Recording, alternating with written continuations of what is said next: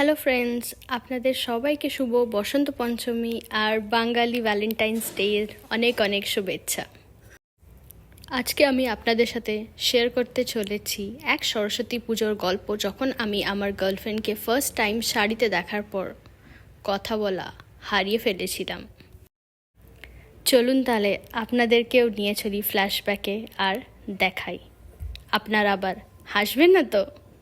ঠিক আছে, হাসলেও কি, আমারই ফ্যামিলি। চলুন দেখি। কি রে, তুই তৈরি? হ্যাঁ, এই তো টাচ আপ করছি, টাচ আপ করেই আসছি।